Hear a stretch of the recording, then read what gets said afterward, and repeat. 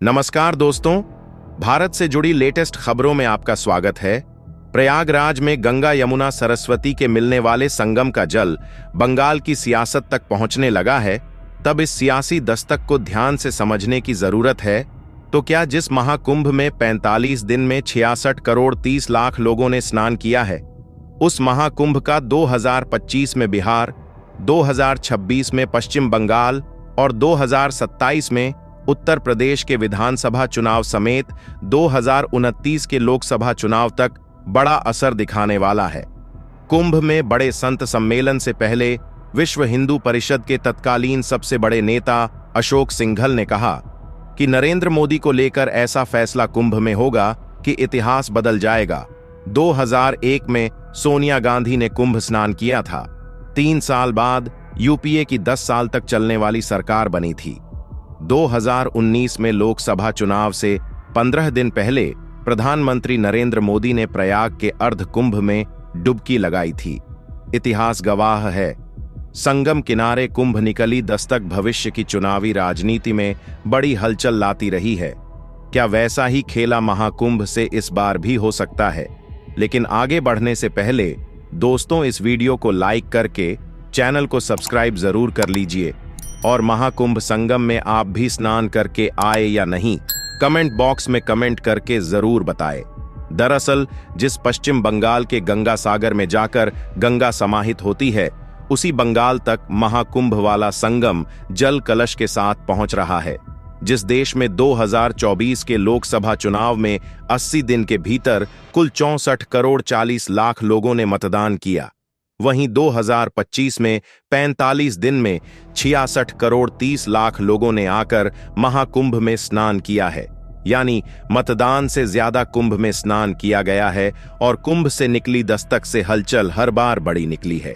लेकिन 2019 के अर्ध कुंभ में प्रधानमंत्री ने संगम स्नान तब किया था जब लोकसभा चुनाव का ऐलान होने में 15 दिन बाकी थे। तब 42 साल बाद किसी प्रधानमंत्री ने संगम में स्नान किया था। नरेंद्र मोदी से पहले इंदिरा गांधी 25 जनवरी 1966 को पीएम बनने के अगले ही दिन कुंभ में संगम पहुंची थी। इंदिरा गांधी दूसरी बार कुंभ तब पहुंची जब 97 में इमरजेंसी के दौरान लोकसभा भंग करने का ऐलान किया था। संतों का विरोध इंदिरा गांधी को देखना पड़ा था। तब 1787 में कुंभ के बाद देश में पहली गैर कांग्रेसी सरकार बनी थी। फरवरी 1989 में कुंभ के दौरान ही संतों के सम्मेलन में ऐलान हुआ कि 9 महीने बाद राम मंदिर शिलान्यास किया जाएगा।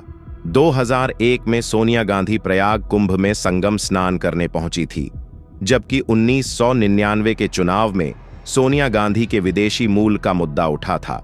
2001 के कुंभ के दौरान ही अयोध्या में प्रस्तावित राम मंदिर का मॉडल वीएचपी ने सबके सामने रखा था। इतिहास ये याद दिलाने के लिए कि दशकों से कुंभ से निकला संदेश सियासत में लंबी तक पहुंचता है। प्रयागराज में चले 45 दिन के महाकुंभ से भी राजनीति में खेला हो सकता है। चुनाव से 1 साल पहले ही बंगाल में दिखने लगी बेचैनी, 14 महीने बाद चुनावी मैदान में आने वाले राज्य पश्चिम बंगाल की मुख्यमंत्री ममता बनर्जी में बेचैनी दिखने लगी है। अभी चुनाव बिहार में होने वाला है। अगले साल अप्रैल में जाकर पश्चिम बंगाल का विधानसभा चुनाव होना है। उससे पहले पश्चिम बंगाल की राजधानी कोलकाता में बीजेपी नेता नारायण चट्टोपाध्याय कलश में कुंभ से संगम जल लेकर बीजेपी दफ्तर पहुंचे। बीजेपी के नेता कुंभ का जल लाकर कोलकाता में शुद्धि इसलिए करना चाहते हैं क्योंकि ममता बनर्जी ने महाकुंभ को मृत्युकुंभ कहा था। ममता भी ये बात समझने लगी है कि इस बार बीजपा कुंभ का चक्रव्यूह रच सकती है। मृत्युकुंभ कहे जाने के बाद से ही ममता को घेरने के लिए बीजेपी रणनीति बनाने लगी। वहीं ममता अपने पार्टी कार्यकर्ताओं से कहती है कि चिंता मत करो, खेला होगा। पश्चिम बंगाल में 70% आबादी हिंदू है, जबकि 30% आबादी मुस्लिम है। लोकनीति CSDS के मुताबिक 2019 के लोकसभा चुनाव में बीजेपी को पश्चिम बंगाल में कुल हिंदू वोट का 57% हिस्सा मिला था, जबकि ममता बनर्जी को कुल मुस्लिम वोट का 70% हिस्सा 2019 में मिला था। 2024 के लोकसभा चुनाव में ममता बनर्जी ने वापस कमबैक किया है। लेकिन अब दो तथ्य सियासत में देखे जा रहे हैं। पहला, केवल मुस्लिम वोट एक मुश्त मिलना जीत की गारंटी नहीं है, और दूसरी बात, पश्चिम बंगाल में ममता बनर्जी का हिंदू वोट घट रहा है। अब सवाल यह उठता है कि महाकुंभ से निकला हिंदू एकता संदेश और ममता के कुंभ पर उठाए सवालों के साथ चुनाव जब होंगे, तब 16 साल के लगातार शासन खिलाफ सत्ता विरोधी हवा थोड़ी भी हुई तो पश्चिम बंगाल में पहली बार बीजेपी जीत सकती है। वहीं लोकसभा चुनाव की बात करें तो 2024 के लोकसभा चुनाव में बीजेपी ऐतिहासिक जीत के बावजूद भी अगर अपने दम पर अकेले बहुमत वाली सीट इस बार नहीं ला पाई तो इसकी वजह हिंदू वोट है, क्योंकि मुस्लिम वोट लगातार विपक्षी दलों को 10 में 9 तक मिलता है। लेकिन जिस हिंदू वोट को बीजेपी ने बड़े स्तर पर 2014 से जोड़ा था वो बाद में बंटने लगा। लेकिन महाकुंभ ने अब वो लकीर खींच दी है। सवाल उठाने वाले एक तरफ, आस्था से डुबकी लगाने वाले दूसरी तरफ है। तब सवाल ये उठता है कि क्या महाकुंभ ने अब हिंदू वोट को और जोड़ा होगा? इस बात का तो इन 3 राज्यों में आगामी चुनावों में ही पता लगेगा।